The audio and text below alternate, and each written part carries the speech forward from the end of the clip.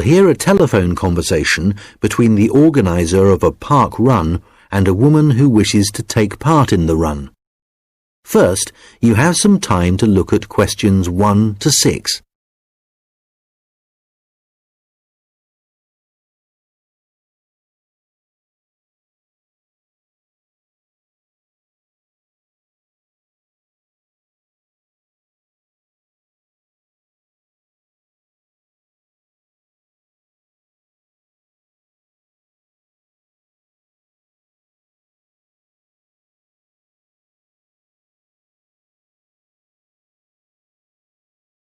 Good morning, Dave Smith speaking. Hi, could I speak to the organiser of the Preston Park Run? Yes, that's me. Great. I was talking to some friends of mine about the run, and they suggested I contact you to get some more details. Sure. What would you like to know? Well, they said it takes place every Saturday. Is that right? Yes, it does. Okay, great. Do you know where the park is?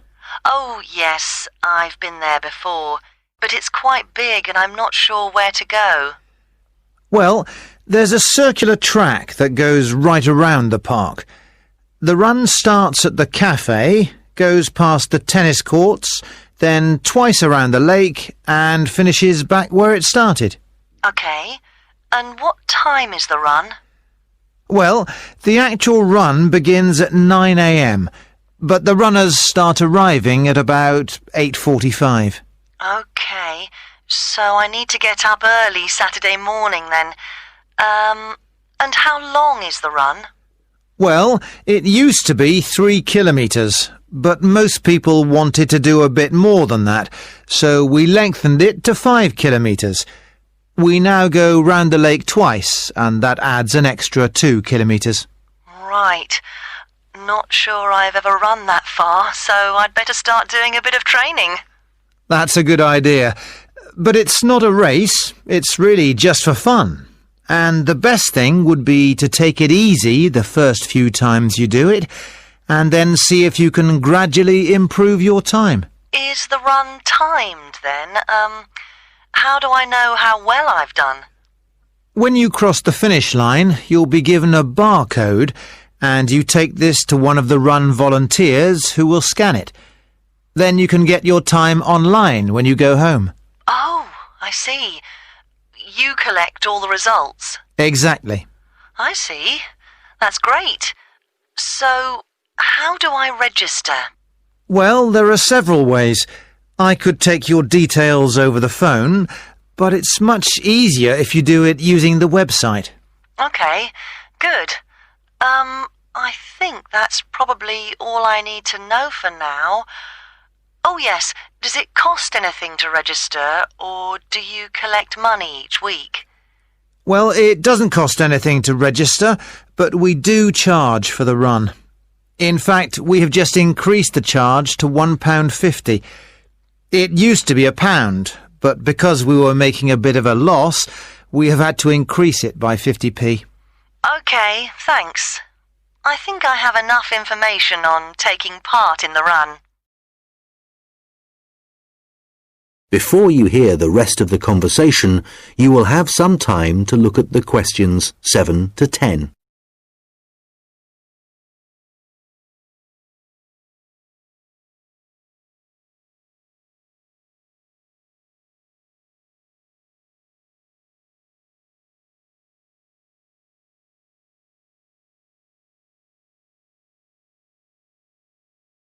Now listen and answer questions 7 to 10.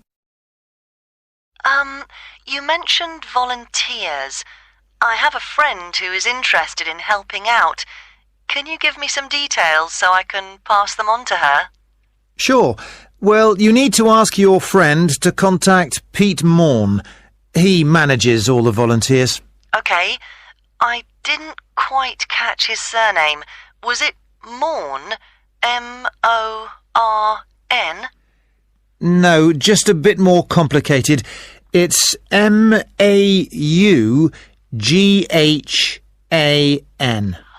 Right, thanks. And could you give me his phone number? Yes, just a moment. It's here somewhere. Let me just find it. I've two numbers for him. I think the one that begins 01273 is an old one. So use this one. It's 01444 73290. Okay, got that. Can you tell me anything about the volunteering?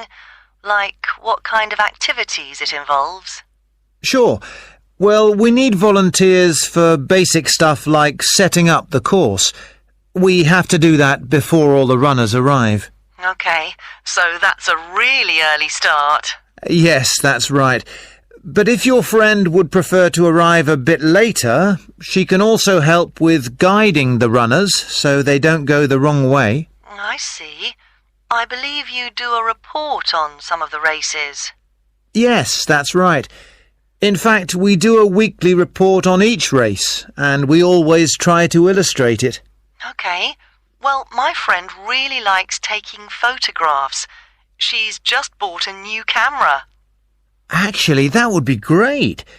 I don't know whether Pete has anyone to take photographs this week. Oh, I'll let her know. OK, good. Could you ask your friend to phone Pete and let him know? Yes, I will. OK, thanks. Goodbye. Goodbye. That is the end of section 1. You now have half a minute to check your answers.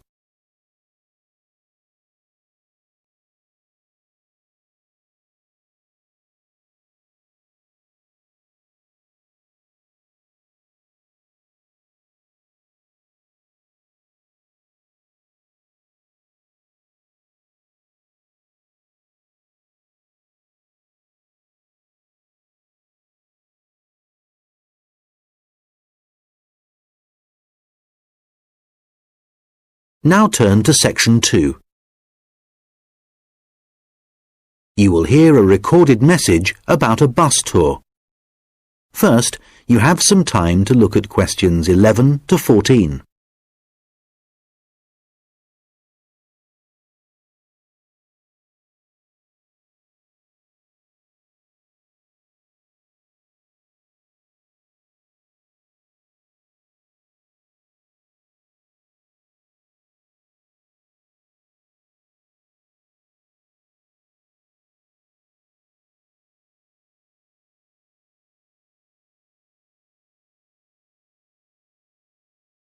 Thank you for calling the phone line for the Pacton-on-Sea bus tour. This is a recorded message lasting approximately 4 minutes, and it provides general information on the town bus tour. Pacton-on-Sea is a beautiful West Coast town and has attracted tourists for many years. One of the best ways of getting to know the town is to take the bus tour, which provides a wonderful viewing experience from one of our open-top buses. The tour is a round trip of the town, and there are a total of 4 stops where passengers can get on and off the bus. A lot of people start at the first stop, which is at the train station, as this is where many tourists arrive in the town. The next stop after the station is the aquarium, which is famous for its dolphin show, and which has recently expanded to include sharks. This is well worth a visit and is very reasonably priced. Leaving the aquarium, the bus tour goes along the coast road and after a few kilometers comes to the old fishing village, where you can get off to stroll along the waterfront. There are some original buildings here, but most of the area has been modernized and is now used as a harbor for all kinds of sea craft, including yachts and some amazing powerboats. The tour then heads off to the last stop, and this is where most of the shops are. So for those of you keen to do a bit of shopping, this is the place for you. Our advice is to go to this part of the town in the morning, when it is relatively quiet. It does get very busy in the afternoons, especially at the height of the season. This area of the town includes an ancient water fountain where many people like to have their photograph taken, so do look out for this. Before you hear the rest of the conversation, you will have some time to look at the questions 15 to 20.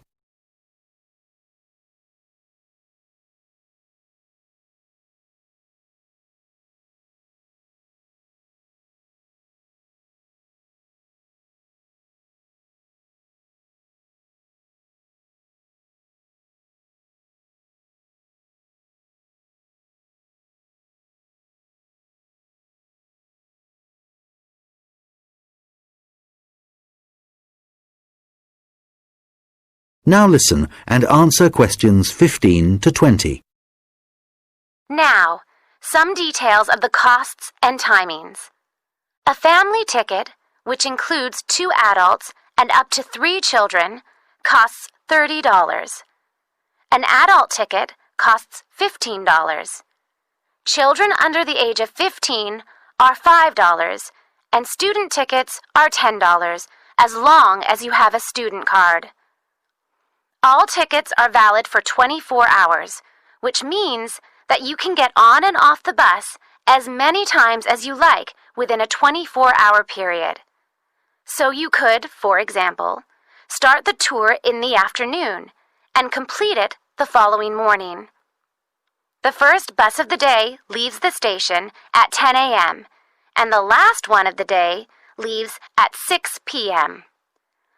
Buses leave every 30 minutes, and each tour takes a total of 50 minutes.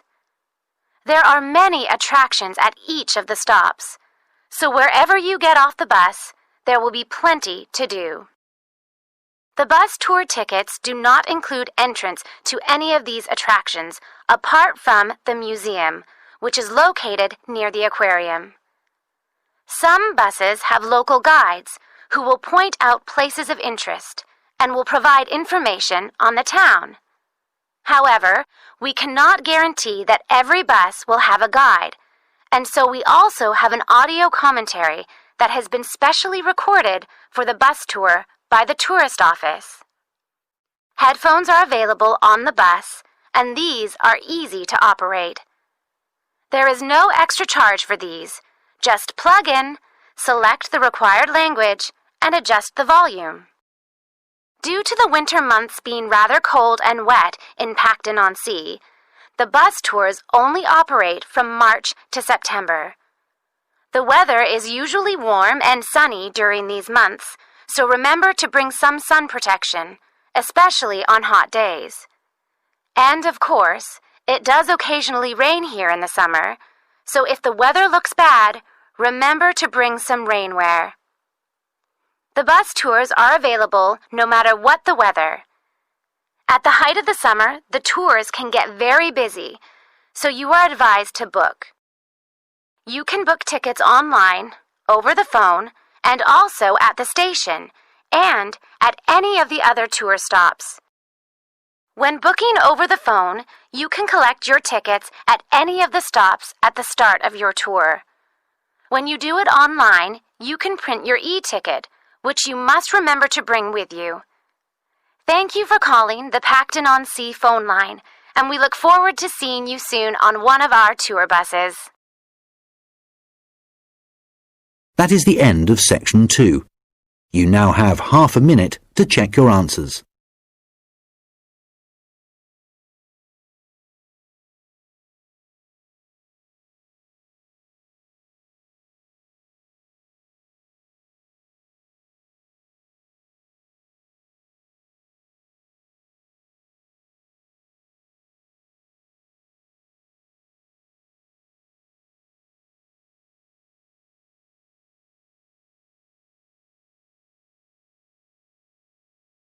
Now turn to section 3.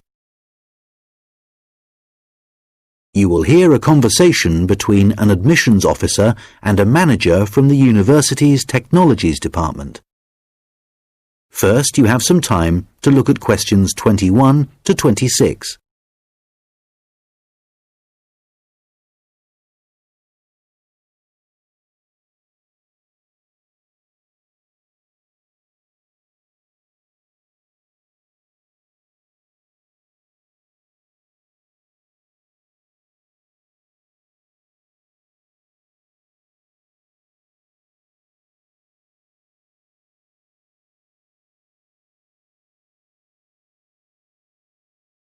Hello, I'm Randy Agotra from the Technologies Department. Ah, yes, good. I'm Dave Hadley. Thanks for coming to see me. That's okay. I believe you want us to do some work for you. Yes, that's right. I'm responsible for student admissions to the college, and I use a computer system to help process student enrolments and to do the timetabling. But it really doesn't suit the way we work these days. It's over 10 years old, and although it was fine when it was first introduced, it's just not good enough now. Okay, what problems are you experiencing? Well, 20 years ago, the college was quite small, and we didn't have the numbers of students or tutors that we have now. So the system can't handle the increasing volumes? Well, there's a lot more data now, and it sometimes seems the system has crashed, but in fact, it just takes ages to go from one screen to the next. Right. Is that the only problem? Well, that's the main one, but there are others. In the past, doing the timetabling was quite simple, but now we have a lot more courses, and what's made it complicated is that many of them have options. Right, but the system should allow you to include those. Well, no, it doesn't. It was supposed to, and a few years ago we did ask someone from the Technologies Department to fix it, but they never seemed to have the time. Are there any other issues with the system? Well, I've been given extra responsibilities, and so I have even less time to do the timetabling. If there was anything you could do, Randir, to make the process more efficient, that would be really helpful. Well, it sounds like you could do with an assistant, but that's obviously not possible. So what about having an online system that students can use to do their scheduling? How would that work? Well, it may mean less choice for students, but we could create a fixed schedule of all the courses and options, and they could then view what was available. And work it out for themselves. That sounds great. Okay, so we'll need to decide whether or not to improve the existing system or to build a completely new system. Well, I'd much prefer to have a new system. Quite frankly, I've had enough of the old one. Okay, that'll probably take longer, although it may save you money in the long run. When were you hoping to have this in place? Well, it's January now, and the new intake of students will be in September. We need to start processing admissions in the next few weeks, really. Well, it will take more than a few weeks, I'm afraid. As an initial estimate, I think we'll be looking at April or May to improve the existing system, but for a new system, it would take at least 9 months. That would be October at the earliest.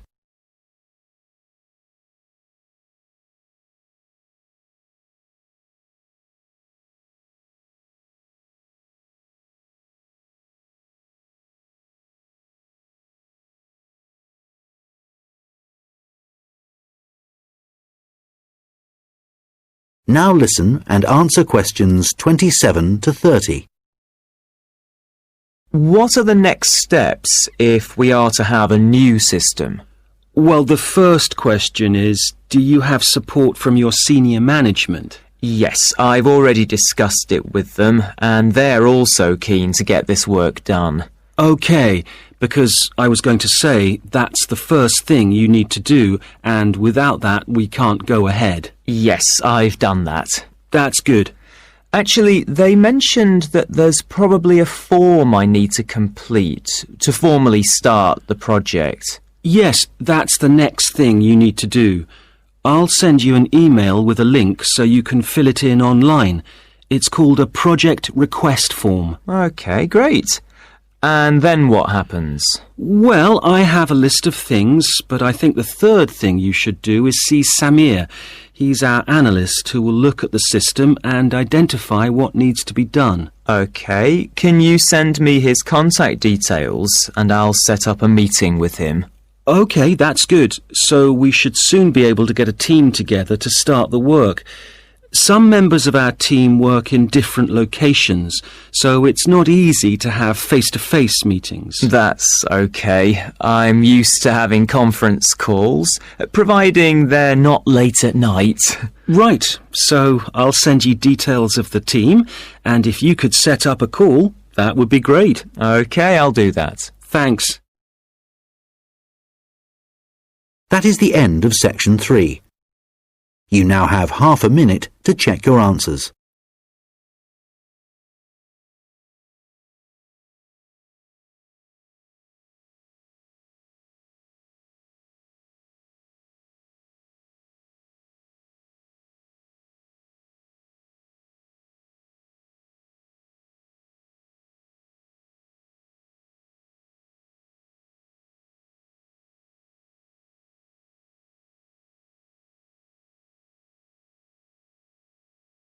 Now turn to section 4. You will hear a lecture about how the production of ceramics, such as plates, pots and glass, first began. First, you have some time to look at questions 31 to 40.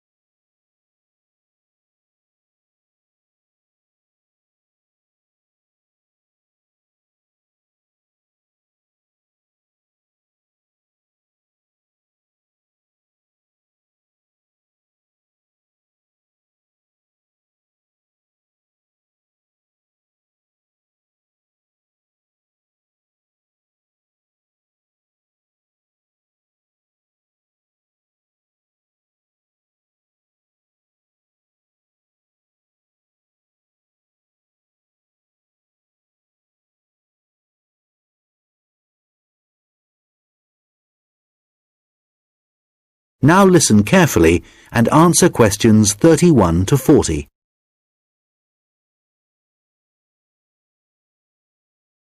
Hi everyone. Today I'm going to be talking about the origins of ceramics. So first of all, let's start off with, what is a ceramic? Well, generally speaking, ceramics are what you get when you apply heat to certain inorganic, non-metallic solids and then allow them to cool.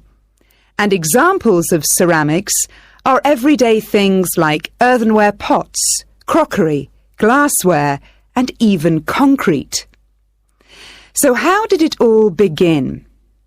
Well, it all started around 29,000 years ago, when humans discovered that if you dig up some soft clay from the ground, mould it into a shape, and then heat it up to a very high temperature, when it cools, the clay has been transformed into something hard and rigid. And so what did those first humans do with their discovery? Well, they created figurines, which were small statues and which depicted animals or gods or any shape that the clay could be moulded into. And all this activity was centred around southern Europe, where there is also evidence of ceramics that were created much later. The early humans also found a practical use for their discovery, such as storing things like grain, although there were drawbacks. The pots were porous, so that although they could carry water in them, it wasn't possible to store it over a long period. And also they were quite brittle and shattered very easily if they were dropped. But despite these problems, it was many thousands of years before there were any improvements. In China, at around 200 BC, they discovered that by adding minerals to the clay, they could improve both the appearance and the strength of the ceramics. But it took nearly 1,000 years before they perfected the process to produce high-quality ceramics known as porcelain. And once they had perfected the process, they kept it a secret for another 1,000 years. Compared to the first ceramics, porcelain was lighter, finer, harder, and whiter, and became an important commodity in China's trading with the rest of the world for hundreds of years. In fact, it became so valuable that it was known as white gold, and spies were sent to China to discover what they did to the clay to produce such high-quality merchandise.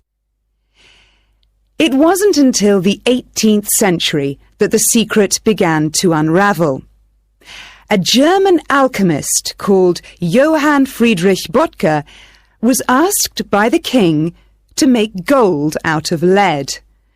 Unfortunately, Böttger failed to achieve this and soon gave up. But in order to please the king, he attempted to make high-quality porcelain.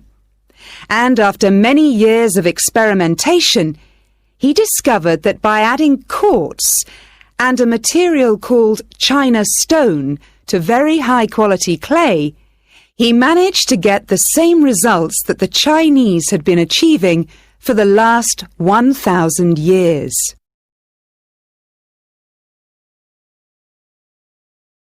We'll now look at another ceramic which is made from mixing sand with minerals and heating to over 600 degrees Celsius.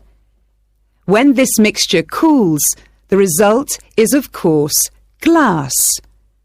The main difference between ceramics made from clay and glass is that clay is made up of crystalline plates which become locked together in the cooling process, whereas glass cools too quickly for crystals to form.